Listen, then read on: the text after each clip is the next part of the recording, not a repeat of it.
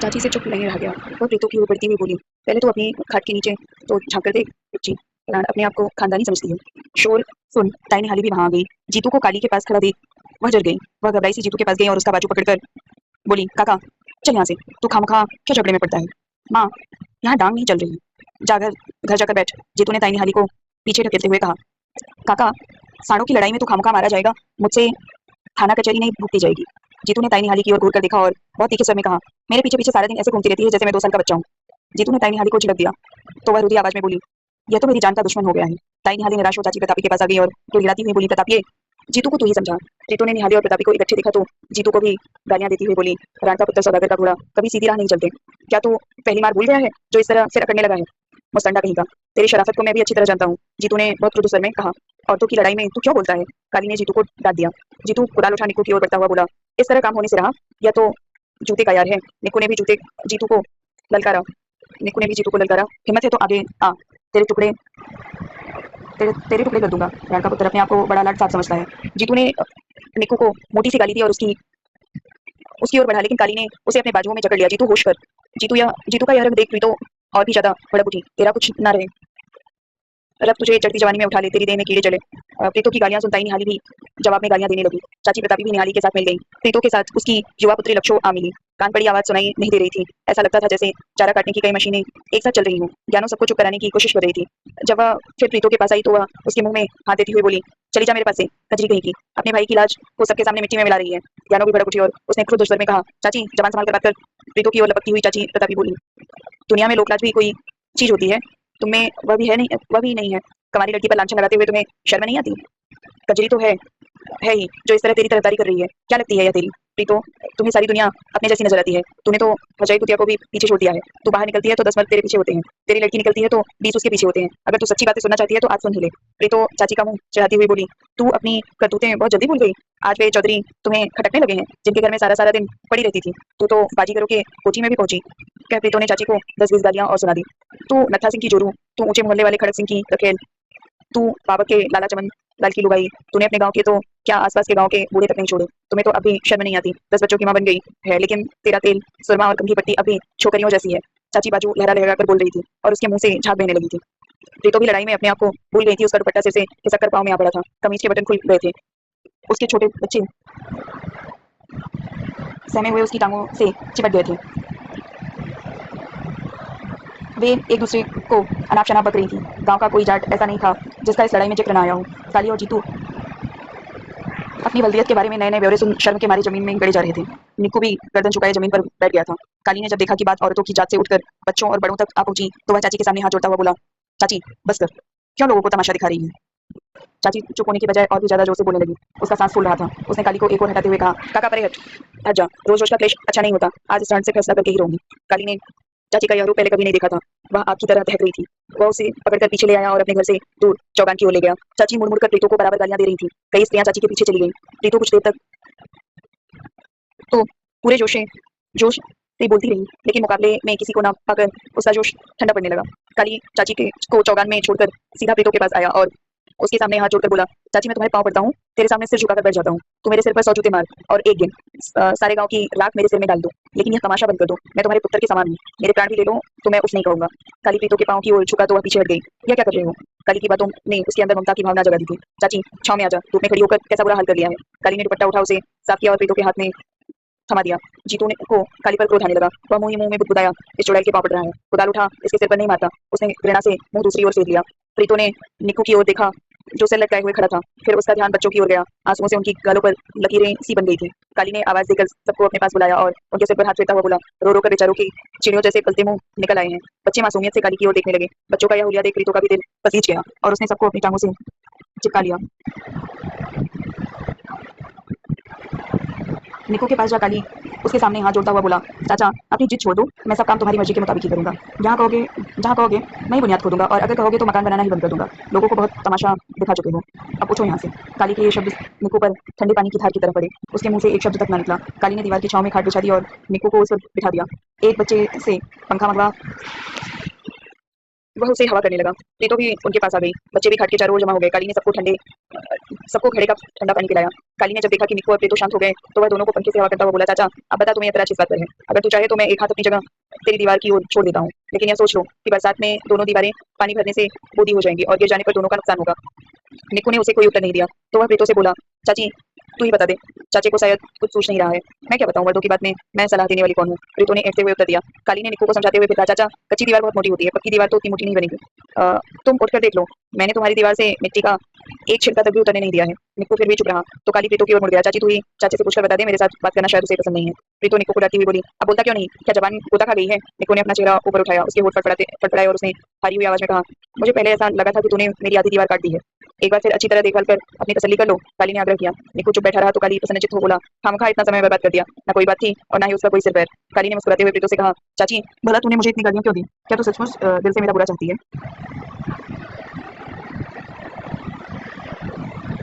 मैं तेरा बुरा क्यों चाहूंगी? तू तो मुझे अपनी औलाद से भी ज्यादा प्यारा है, प्रीतो ने स्नेह के स्वर में कहा।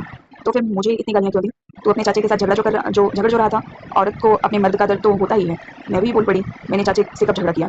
पूछ लो उससे। मैंने तो उसको ऊंचा बोल तक नहीं बोला। यह तो पिछलग्गू है, किसी ने पढ़ा सिखा दिया होगा। सिर पर चादर बांध और लाठी उठा जब यह घर से निकला तो मैं समझी कि कहीं काम से जा रहा है, लेकिन मुझे क्या पता था कि यहाँ जायदाद बांटने आया है। प्रीतो कराहती हुई बोली, पता नहीं वह दिन कब आएगा जब यह भी काम पर जाएगा। कुछ समय के बाद काली ने पूछा, चाची अगर कहो तो काम शुरू करूँ?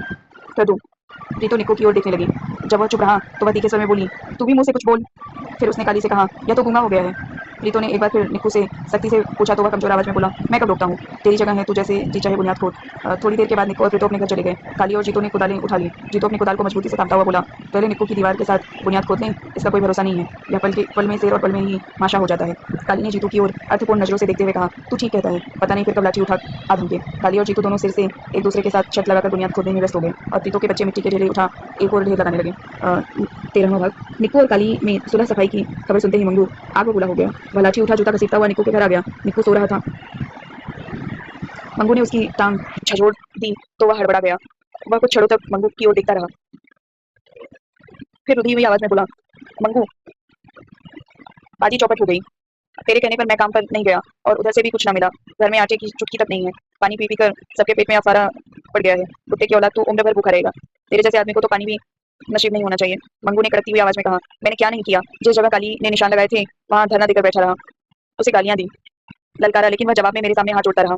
वह मेरी दीवार की ओर हाथ भर अपनी जमीन छोड़ने के लिए भी तैयार हो गया। उसने तुम्हारे साथ धोखा किया। तूने बना बनाया खेल बिगाड़ दिया। तुम्हारी जगह मैं होता तो 5-10 रुपए जरूर हथिया लेता। निक्कू की ओर झड़ा भरी नजरों से देखता हुआ मंगू बोला। रुपए का जिक्र सुन तो चौंक गई। इसने सोचा कि काली का ट्रंक रुपयों से भरा हुआ है, इसलिए तथापि दिन में 50 बार उसका ताला टटोलती है। वह मंगू के पास आ खड़ी हुई और निक्कू के मुंह में हाथ देती हुई बोली, इस मोए की उम्र बीत गई लेकिन कोई भी काम करना नहीं आया। लोग बिगड़े खेल बना लेते हैं, या बना बनाया खेल बिगाड़ देता है। मेरी तो ऐसी किस्मत फूटी कि रणापा भी नहीं मिलता, या मर जाए तो घर में एक नफर तो कम हो।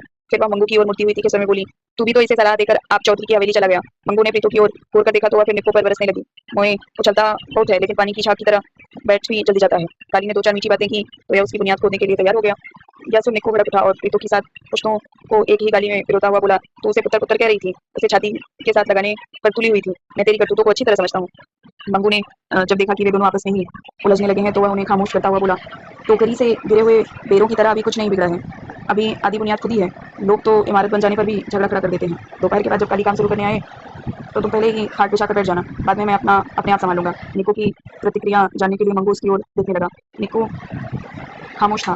काली के साथ झगड़े का ख्याल आता तो उसका दिल दहल जाता, लेकिन जब रुपए की ओर ध्यान जाता तो उसका हिम्मत बच जाता। निक्कू को असमंजस में देख मंगू उसको कंधों से झिझोड़ता हुआ बोला, तू मर्द है, मर्दों जैसा काम कर। यह तो सिर्फ बच्चों की पलटन तैयार करने के लिए ही मर्द है, बाकी यह तिनका भी तोड़ता है तो इसकी बाहें दर्द करने लगती हैं। प्रीतो ने निक्कू को मुंह चिढ़ाते हुए कहा। निक्कू ने घूरकर प्रीतो की ओर देखा और हकलाता हुआ बोला, तू कहता है तो एक बार फिर कर देखता हूँ, लेकिन तू वहीं रहना। अगर तुमने मैदान मान लिया तो रात को दारू शराब पिलाऊंगा। शराब का नाम सुन निक्कू का हौसला कुछ बुलंद हुआ और वह खाट से उठता हुआ विश्वास स्वर में बोला, अगर शाम तक खुदी हुई बुनियाद भी मिट्टी में ना भर दी तो मेरे मुंह पर थूक देना। मंगू के सामने ही निक्कू सिर पर चादर लपेटने लगा तो वह खुश हो गया और बार बार खखड़ता हुआ बदमाश सांड की तरह गली में आ गया। दिन भले जीतू को साथ ले काली बुनियाद खोदने के लिए आया तो निक्कू पहले से ही सिर पर चादर बांधे और हाथ में लाठी पकड़े हुए वहां बैठा था। यह देख काली का माथा ठनका, लेकिन वह मुस्कुराता हुआ नम्र स्वर में बोला, चाचा धूप में क्यों बैठा है? उस तुम्हारी खाट छांव में बिछा देता हूँ। उसके नम्र शब्दों से निक्कू का दृढ़ निश्चय कमजोर पड़ने लगा, लेकिन रुपए और शराब का ख्याल आते ही उसकी फिर से हिम्मत बन गई। उसने तीखे स्वर में कहा, सवेरे तुमने धोखे से आधी बुनियाद खोद ली थी है, अब आगे नहीं खोदने दूंगा। जीतू भी काली के पास आ गया और उसे कंधे से झकझोरते हुए पूछा, चाचा निक्कू क्या कह रहा है? काली ने बताया तो उसने हंसते हुए निक्कू से कहा, चाचा बेवक्त का चट्टा अच्छा नहीं होता, उठ काम करने दे। निक्कू ने जीतू को मोटी सी गाली दी, चला जाए यहाँ से कंजर की औलाद, मेरे मुंह लगा तो जमीन में जिंदा गाड़ दूंगा। वह खिलखिलाकर हंस पड़ा और काली से बोला, बात कर निक्कू चौधरी से तो आप ही बात कर, मुझे तो जमीन में जिंदा गाड़ देने की धमकी दे रहा है। काली ने निक्कू के पास जाकर बहुत गंभीर स्वर में कहा, चाचा क्यों समय बर्बाद कर रहा है? चल उठ यहाँ से, मैं तुम्हारी तरफ आधा हाथ जमीन छोड़ दूंगा। तू जगह छोड़ने वाला कौन है? तेरी हैसियत ही क्या है? बात तो ऐसे करता है जैसे मरब्बों का मालिक हो। निक्कू ने काली की खिल्ली उड़ाते हुए कहा, चाचा इस तरह तो वे लोग भी झगड़ा नहीं करते जिन्हें सचमुच मरब्बे बांटने होते हैं। अगर तुम्हें यह शक है कि मैं तुम्हारी जमीन दबा रहा हूँ तो मोहल्ले की पंचायत बुलाकर फैसला करा ले। मैं किसी पंचायत को नहीं मानता, एक तो मेरी जमीन खा रहा है और ऊपर से दौड़ दे रहा है। निक्कू ने ऊंचे स्वर में कहा। उसकी आवाज़ सुन अपने दरवाजे की ओट में खड़ी प्रीतो बाहर निकल आई और झोली फैला काली का स्यापा करने लगी। चौगान में बेरी के नीचे बैठी चाची प्रतापी को खबर मिली तो वह प्रीतो के सारे कुटुंब को गालियां देती हुई वहां आ गई। दोनों के बीच लड़ाई घास में लगी आग की तरफ रखने लगी और पल भर में सारा मोहल्ला इकट्ठा हो गया। मर्द तकिए से दौड़ दौड़ कर वहां पहुंच गए। निक्कू को खाट से उठाने की कोशिश करता हुआ काली बोला, चाचा तू यहाँ से उठ तो सही, मैं अभी तेरे साथ फैसला करता हूँ। अब यहाँ से मेरी लाश ही उठेगी। निक्कू ने उसका हाथ झटकते हुए सख्त लहजे में कहा, चाचा लाश उठे तेरे दुश्मन की। काली ने फिर उठाने की कोशिश करने लगा तो निक्कू चापाई के साथ पहले से भी ज्यादा सख्त बैठ गया। काली ने जब देखा कि निक्कू झगड़े पर उतारू है तो वह क्रोध में बोला, जा अपने वकील को भी बुला ला ताकि मैं दोनों से एक साथ ही बात करूं। काली की इस बात पर लोगों की भीड़ में जोर का ठहाका गुज गया। इतनी देर में बाबा फत्तू भी वहां पहुंच गया और निक्कू की खाट पर बैठता हुआ बोला, निक्कू अब तू बच्चा नहीं है, कल को तेरी लड़की की शादी हो जाए तो साल 2 साल में तू दोते दोती वाला हो जाएगा। अक्ल से काम ले, झगड़े के साथ में क्या रखा है? तू कौन है मेरे मामले में दखल देने वाला? बुढ़ा मरघट तक पहुंच गया है लेकिन चौधर से बाज नहीं आता। निक्कू ने बाबे फत्तू को खाट से धक्का देते हुए कहा। वह गिरने लगा लेकिन पास खड़े बंतू ने उसे संभाल लिया। मर्द की जवान कोई चीज होती है, सवेरे अच्छा वाला मान गया था, अब फिर मुकर रहा है, यह तो झूठे का यार है, बंतू ने टोकरा फेंकते हुए कहा। कई लोगों ने उसका समर्थन किया। वहां मौजूद लोगों को अपने विरुद्ध देख निक्कू घबरा गया, लेकिन प्रीतो उसे हौसला देने के लिए गोद के बच्चे के मुंह से पिस्तान छुड़ाकर बाजू लहराती हुई गालियां देने लगी। जब बाबा फत्तू जमाने को पूछता हुआ वहां से जाने लगा तो निक्कू के पास जाकर जीतू बोला, चाचा भलमानसी से उठ जा वरना मैं खाट समेत तुम्हें गली में फेंक दूंगा। निक्कू ने गाली देते हुए जीतू की ओर लाठी लहराई लेकिन काली ने आगे बढ़कर उसे थाम लिया और उसके हाथ से खींच एक और फेंक दिया। चाचा तू एक छापड़ की मार नहीं है, मैं जितनी नरमी दिखा रहा हूँ तू उतना ही सिर पर चढ़ता जा रहा है। काली की लाल आंखें देख निक्कू की नजरें नीचे झुका ली। निक्कू ने नजरें नीचे झुका ली और मनी मन में कांपने लगा। जैसे मंगू की आवाज सुन उसे हौसला हुआ और वह छाती तान कर रौब से बोला, मैं अपनी जगह में बैठा हूँ, मुझे उठाने वाला तू कौन है? काली निक्कू की ओर बढ़ने लगा तो मंगू ने उसे ललकारते हुए कहा, खबरदार। जो चाची निक्कू की ओर कदम बढ़ाया। फिर वह उपस्थित लोगों को संबोधित करता हुआ बोला, निक्कू को कमजोर जानकर हर कोई उस पर धौंस मार रहा है। मंगू की शाह पाकर निक्कू भी शेर हो गया और खाट पर खड़ा हो उसने चारों ओर देखते हुए ललकारा, अगर कोई इस तरफ कुदाल लेकर आया तो गर्दन तोड़ दूंगा। प्रीतो भी निक्कू के पास आ गई और गोद में रो रहे बच्चे को चुप कराने के लिए उसके मुंह से पिस्ताना देते हुए बोली, अगर किसी ने हमारी जगह की ओर देखा तो खून पी जाऊंगी। काली ने जब देखा कि बात सबसे बढ़ती जा रही है तो वह कुदाल फेंक कर निक्कू के पास आ गया। चाचा तू किसी की शह पर क्यों झगड़ा कर रहा है? अपना बुरा भला आप सोच। जीतू ने भी निक्कू को यही सलाह दी तो मंगू ने उसे डांट दिया, तू कौन है बीच में बोलने वाला? बड़ा पंच बना फिरता है, माँ सारा दिन दर दर से भीख मांगती है और बेटा लोगों को शिक्षा सम्मति दे रहा है। तू कहाँ का पंच है? सारा दिन चौधरी के जूते चाटता है और यहाँ आकर रौब बांटता है। क्या पिछली बार भूल गया जो फिर उछलने लगा है? जीतू ने मंगू का मुंह चिढ़ाते हुए कहा। मंगू गालियां देता हुआ लाठी उठा जीतू की ओर बढ़ा लेकिन काली दोनों के बीच में आ गया और मंगू के सामने छाती तान कर खड़ा हो गया। देखो झगड़ा मेरे और चाची निक्कू के बीच में है, अगर तू दखल देगा तो बाकी लोग भी ऐसा करेंगे। हर जगह चौधर अच्छी बात नहीं है होती, चौधर वही करता है जिसे ढंग आता है। मैं देखूंगा निक्कू की जगह में तू कैसे बुनियाद खोदता है। मैं खोदूंगा। काली ने कुदाल उठा ली। निक्कू ने उसको अपनी ओर आते देखा तो उसका दिल दहल गया और वह खाट से उठकर एक और जा खड़ा हुआ। काली ने खाट को घसीटकर बुनियाद से परे हटा दिया और हाथों पर थूक उन्हें मलने लगा ताकि कुदाल के दस्ते पर पकड़ मजबूत रहे। निक्कू की ओर देखता हुआ मंगू ऊंचे स्वर में बोला, देख क्या रहा है, आगे बढ़कर उसे रोक दे। निक्कू अपनी जगह पर ही खड़ा रहा तो मंगू ने उसे काली की ओर ढकेल दिया। काली ने उसे बाजू से पकड़कर पीछे कर दिया। मंगू ने एक बार फिर काली की ओर धक्का दिया तो निक्कू अपने आप को संभाल न सका और हड़खड़ाता हुआ पक्की ईंटों के ढेर में जा टकराया। उसने जोर से चीख मारी, हाय मैं मर गया।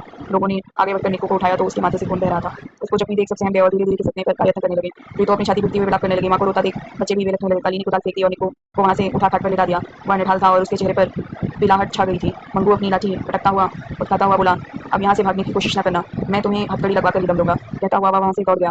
काली ने सरसों के तेल में हल्दी मिलाई और निक्कू के माथे पर लेकर के ऊपर पट्टी बांधी, उसके मुंह में पानी डाला। वह इर्द गिर्द मर्दों औरतों और बच्चों को पीछे हटाता हुआ निक्कू को पंखा करने लगा। उसके सिराने बैठी प्रीतो कभी छाती पीटने लगी कभी माथा। जब किसी ने कहा कि मंगू खाना बुलाने गया है तो चाची का दिल घटने लगा और वह बेहोश हो गई। ज्ञानों ने मुंह में पानी डाला और नाक बंद करके उसकी कशी तोड़ी। चाची ने आंखें खोल दी और दहाड़ मारती हुई बोली, हाय मेरे काली को अब थाना पकड़ कर ले जाएगा। वह फिर बेहोश हो गई।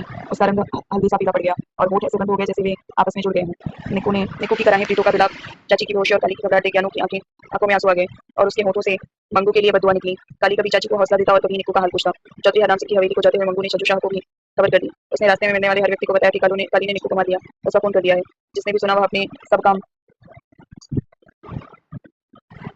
छोड़ चमचली की ओर भाग गया। थोड़े ही समय के बाद मंगू वापस आ गया और उपस्थित लोगों को ललकाता हुआ बोला, यहाँ से कोई नहीं जाएगा, पंचायत आने ही वाली है। मंगू बड़ों को गालियां देता और बच्चों को डांटता हुआ पीछे हटने लगा। वह काली का नाम लिए बिना उसे बहुत ऊंची आवाज में धमकियां दे रहा था, लेकिन काली इनको अनसुना करता हुआ निक्कू को पंखे से हवा करता रहा। मंगू ने जब चौधरी हरनाम सिंह और चंचू शाह को गली में आते देखा तो जोर जोर से बोलने लगा, चुप हो जाओ, चौधरी जी आ गए हैं। चौधरी हरनाम सिंह और चंचू शाह के पहुंचने पर काली पंखा छोड़ एक तरफ हट गया। चौधरी हरनाम सिंह ने निक्कू के माथे पर पट्टी और उसके ऊपर वेले खून का दबा देख काली की ओर नजरें उठाई जैसे उसे भस्म कर देना चाहता हो। जब से तू गाँव में आया है चमादनी में शरारत बहुत बढ़ गई है। पहले यही मोहल्ला था और यही लोग थे, लेकिन इसमें कोई कान में डालने पर भी नहीं चुपता था। लेकिन जिस दिन से तूने यहाँ कदम रखा है रोज दंगा फसाद होने लगा है, कभी किसी को मारता है, कभी किसी का सिर फोड़ता है। काली ने चौधरी की ओर भरपूर नजरों से देखा और स्वर में बोला, शरारत पहले भी होती थी लेकिन लोग चुपचाप सहन कर लेते थे, मैं उस समय चुप नहीं रह सकता जब पानी से ऊपर गुजरने लगा। यह सुन चौधरी को बहुत क्रोध आया, लेकिन चंचू शाह उसका हाथ दबाता हुआ बोला, कालीदास क्या बात हुई है, निक्कू का सिर कैसे फट गया। काली उत्तर देने लगा तो मंगू बीच में ही बोल पड़ा। चंचू शाह ने उसे झिड़क दिया, चुप रह, पहले उसकी बात सुनने दे, बाद में तू भी अपनी बात सुना लेना। काली ने पूरी कहानी सुनाई तो चौधरी ने घृणा भरे स्वर में कहा, इन कमीनों के दिमाग में जरूर कोई कीड़ा होगा जो उस जमीन के लिए लड़ रही है जिस पर इनका हक नहीं। आदमी जायदाद के लिए झगड़ा करे तो कोई बात नहीं है चौधरी जी, काली अपने आप को पूरे गांव का मालिक समझता है। मंगू ने आगे बढ़ते हुए कहा। काली उत्तेजित स्वर में बोला, मैं तो जमीन के इस टुकड़े को भी अपनी जायदाद नहीं समझता, मैं तो सिर्फ मलबे का मालिक हूँ, तो पूरे मलबे का भी मालिक नहीं है। यह मिट्टी गांव के छप्पर की है। चौधरी का क्रोध बढ़ने लगा तो चंचू शाह ने फिर उसका हाथ दबा दिया और बोला, काली अगर निक्कू झगड़े पर उतारू था तो तू चौधरी के पास जाता, अपने आप जबरदस्ती फैसला करने की क्यों कोशिश की। शाह जी सवेरे यह बिल्कुल मान गया था, जिससे जी चाहे पूछ लो। सच पूछो तो यह सारी शरारत मंगू की है, इसी ने निक्कू को उकसाया, भड़काया और झगड़ा खड़ा कर दिया, फिर उसे ईंटों के ढेर पर धक्का दे उसका सिर फोड़ दिया। यह झूठ है, निक्कू को गरीब और कमजोर समझ कर यह उसका हक मार रहा था। मंगू ने सफाई पेश की, इस मोहल्ले में सभी गरीब हैं, मेरे कौन से हल चलते हैं। काली ने कहा। मंगू बहुत ऊंची आवाज में उत्तर देने लगा तो चंचू शाह अपने कानों पर दोनों हाथ रखता हुआ बोला, मंगू आहिस्ता बोल, यहाँ सब कान वाले खड़े हैं। फिर उसने चौधरी से कहा, निक्कू भी सिरफिरा है, अपना नफा नुकसान आप नहीं सोचता। निक्कू खाट पर पड़ा रहा था, उसे विश्वास हो रहा था कि काली से उसे फूटी कौड़ी भी नहीं मिलेगी। लेटे लेटे उसने चौधरी के पाँव की ओर झुकते हुए कहा, चौधरी जी मैं मर गया, मेरा सिर फोड़ दिया। ये तो सब बच्चों को चौधरी के सामने खड़ा करके विलाप करने लगी। चौधरी जी अगर तेरे चमार को कुछ हो गया तो इन छोटे बच्चों का क्या बनेगा। चौधरी हरनाम सिंह चुप रहा, उसकी समझ में नहीं आ रहा था कि क्या करे। उसे सारे मामले में काली का बहुत कम कसूर नजर आ रहा था। वह वहां से चला जाना चाहता था, लेकिन कोई फैसला किए बिना जाना असंभव था। वह बेचारी से बोला, शाह इन कमीनों को कैसे समझाया जाए कि लड़ाई झगड़े से कुछ नहीं रखा है। चचू शाह ने बाबे फत्तू को देख कहा, तू मोहल्ले का बुजुर्ग है, तू ही इन्हें अक्ल दिया कर। बाबे फत्तू ने अपने हाथ की हथेली लाठी जमीन पर रख दी और कानों को छूता हुआ बोला, शाह जी निक्कू तो वो तो रब भी अब नहीं समझा सकता। मैंने इसे समझाना चाहा तो पंजे छाड़कर मेरे पीछे पड़ गया। बाकी रहा मंगू, हुआ मेरे साथ ऐसा करता है जैसे कि 6 साल का छोकरा हूँ। इस मोहल्ले में शराफत नहीं रही, यहाँ अब लुच्चा रंगा चौधरी और गुंडी रन प्रधान है। बाबा फत्तू अभी अपनी बात पूरी भी ना कर पाया था कि गली के मोड़ पर किसी के गालियां देने की आवाज सुनाई दी। उस आवाज को पहचान चतुर शाह मुस्कुराता हुआ बोला, धड़डम चौधरी आ रहा है, चलो हम चले, मुंसिफ आ गया है। चौधरी हरनाम सिंह ने कहा। एक पतला लंबा सा व्यक्ति हाथ में लाठी पकड़े हुए वहां पहुंचा तो लोगों ने तुरंत रास्ता दे दिया। उसने कमर के गिर्द गज भर साफा लपेट रखा था और फिर सिर पर सफेद पगड़ी बांध रखा था। धर्म चौधरी का असली नाम नत्था सिंह था है, क्योंकि वह हर आदमी के काम में हस्तक्षेप करना अपना धर्म समझता है, इसलिए लोग उसे प्राय धर्म चौधरी के नाम से पुकारते हैं। वह अपनी सब जमीन बेचकर खा चुका है। उसकी पत्नी विवाह के 2 साल बाद बेऔलाद ही मर गई थी। नत्था सिंह को कानून और कचहरी दोनों का बहुत शौक है। काम हो या ना हो वह हर दूसरे तीसरे दिन कचहरी जरूर जाता है। झूठी सच्ची गवाहियां देकर अपनी गुजर बसर कर रहा है। सब लोग उससे डरते हैं क्योंकि वह मुंहफट है और बुरी से बुरी बात कहने में भी संकोच नहीं करता। वह बूढ़ों में बैठता है और जवानों में भी, चौधरियों में भी और कमीनों में भी, इसलिए गांव के बारे में सबसे ज्यादा खबर उसे रहती है। धर्म चौधरी को देखते ही तो हत्था मारकर रो पड़ी, चौधरी तेरे चमार को काली ने मार दिया। कौन काली? धर्म चौधरी ने चारों ओर देखता हुआ पूछा। माफी का लड़का? एक आवाज आई। धर्म चौधरी के जहन में एक तस्वीर उभरी, उसकी जगह एक दूसरी तस्वीर ने ले ली। वह काली को पहचानता हुआ बोला, क्यों तूने ही इसका सिर फोड़ा है? उसने निक्कू की ओर संकेत करते हुए पूछा, फिर चेतावनी देता हुआ बोला, पता है इसमें दफा 303 लगती है, बहुत बड़ा जुर्म है, उम्र कैद की सजा हो सकती है। यह सुन वहां खड़े लोगों का दिल दहल गया। धर्म चौधरी की कानून की सूझबूझ से किसी को इनकार नहीं था। वह बड़े वकीलों के कान कतरता था। वह फिर बोला, कैद भी मामशक्कत, जेल में लोहे की चक्की पीसनी पड़ेगी। यह सुन ज्ञानो का सांस जहाँ था वहीं रह गया। वह ऊंची आवाज में बोली, निक्कू का सिर काली ने नहीं मंगू ने फोड़ा है। इस आवाज को पहचानने के लिए कई लोगों की नजरें औरतों के जमघट की ओर उठ गई। धर्म चौधरी ने आंखें नचाते हुए कहा, यह बयोन तो मौका के गवाह का मालूम पड़ता है। फिर उसने मंगू की ओर देखते हुए पूछा, तूने इसका सिर फोड़ा है? मैंने नहीं फोड़ा, इसका सिर फोड़ने वाला उधर थानेदार की तरफ छाती ताने खड़ा है। मंगू ने काली की ओर इशारा करते हुए कहा।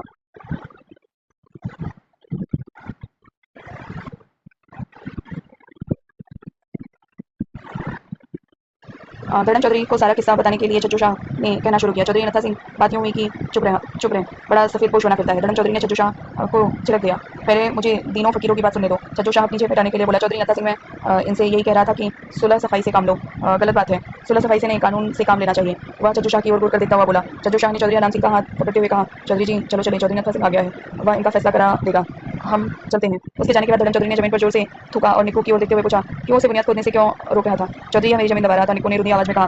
जमीन दबा रहा था तो पटवारी के पास जाता, वह माफ कर तेरी जमीन निकाल देता, सिर पर चादर बांध कर झगड़ा क्यों करने आया? बुलवा दूं पटवारी को? मेरे पास पटवारी की फीस देने पैसे नहीं है। निक्कू ने सारा खेत चौपट होता देख बवेला करना शुरू कर दिया। फीस मैं दे दूंगा, एक बार फैसला हो जाए तो। काली ने धड़म चौधरी की ओर देखते हुए कहा। वह 2 रुपए लेगा, उसने काली को ध्यान से देखते हुए कहा। उसके कहा जैसे उसकी हैसियत का अंदाज लगा रहा हो। कुछ क्षण चुप रहने के बाद वह फिर बोला, वैसे तो इस काम की कोई फीस नहीं है, लेकिन अगर फीस ना दो तो पटवारी को कभी जरीब नहीं मिलती और फिर गांव का नक्शा हो जाता है। काली ने हाँ में सिर हिलाया तो धड़म चौधरी ने जीतू को बुलाकर रौब से कहा, दौड़कर पटवारी को बुला लाओ, मेरा नाम लेना, हाँ उसे कह देना कि जरीब और गांव का नक्शा लेता है। सब लोगों को पता था कि पटवारी इस काम का 1 रुपया लेता है, लेकिन धड़म चौधरी ने 2 रुपए कहकर अपना हिस्सा भी पक्का कर लिया है। जीतू के जाने के बाद उसने काली को कानून समझाया। फिर वह कभी निक्कू को गालियां देना शुरू कर देता और कभी किसी से मजाक करने लगता। उसकी बातों पर लोग हंस रहे थे और तनाव तेजी से कम हो रहा था। जीतू को अकेले ही आते देख धड़म चौधरी ने उत्सुकता से पूछा, पटवारी कहाँ है? चौधरी जी वह तो मिला नहीं, उसकी चौकी पर भी ताला लगा हुआ है, लीलो रान के चौबारे में बैठा होगा, दौड़कर बुला लाओ। फिर वह पटवारी को गाली देता हुआ बोला, साले से लीलो की ही गिरदावरी खत्म नहीं होती, गांव की पटवार कैसे करेगा? बुरे कर्मों से हटता नहीं और फिर ताकत के लिए कुछ दिखाता है। औरतों ने शर्म के मारे मुंह पर कर लिए और मर्द हंसने लगे तो धड़म चौधरी ने भी मुस्कुराने लगा। आंखें चटकाता हुआ बोला, आदमी होशियार है, इस सफाई से गिरदावरी करता है, किसी को कानो कान खबर नहीं होती, लेकिन मेरे से कोई बात नहीं छिपी रहती। मैं तो उड़ती चिड़िया को भी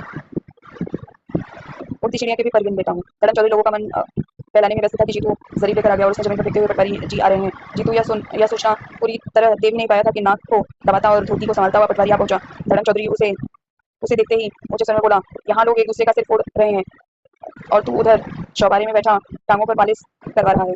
गांव के नक्शे में चमादड़ी के माथे के पुत्र काली के मकान का निशाना देखकर उसका रकबा निकाल दे। पटवारी ने नक्शे में काली के मकान का निशाना और रकबा देखा और जरीब में मापकर बोला, काली की जमीन निक्कू की ओर आधा हाथ निकलती है। यह सुन धड़म चौधरी भड़क उठा और निक्कू को मोटी सी गाली दे उसने कहा, देखा तेरे बाप की तेरी तरफ आधा हाथ जमीन निकलती है, अगर वह कचहरी में मुकदमा दायर कर दे तो तू अंदर हो जाएगा। बड़ा सूरमा बना फिरता है, सिर पर चादर बांधकर लड़ाई करने निकलता है। फिर वह काली से बोला, इसकी दीवार आधा हाथ चौड़ाई तक गिरा दो, अगर यह झगड़ा करे तो मार मार कर इसकी हड्डियां तोड़ देना। काली ने जेब से 2 रुपए निकाले तो वह धड़म चौधरी के आगे बढ़ उसके हाथ से ले लिया। उसने निक्कू की दीवार गिरा देने की एक बार फिर तकलीफ की और पटवारी को साथ ले वहां से चला गया। मंगू पहले ही खिसक गया था, निक्कू भी कराता हुआ उठ गया। प्रीतो बच्चों को घसीटती हुई उसके पीछे पीछे चल रही थी। धीरे धीरे बाकी लोग भी खिसकने लगे। सूर्यास्त तक वहां केवल काली और चाची रह गए। वह उदास सा चाची के पास जा बैठा। चाची की उखड़ी हुई सांस देख उसकी उदासी और भी बनी होने लगी तो वह बुनियाद खोदने लगा। जब इस काम में भी दिल नहीं लगता तो वह चाची से परे हटकर जमीन पर ही बैठ गया। उसे बार बार ख्याल आ रहा था कि वह किन अरमानों के साथ गांव आया था। उसका जी चाहे कि वह वापस चला जाए, गांव से इतनी दूर की वापस आने का ख्याल बस तड़प बनकर रह जाए। भाग 14 अगले भाग में करेंगे।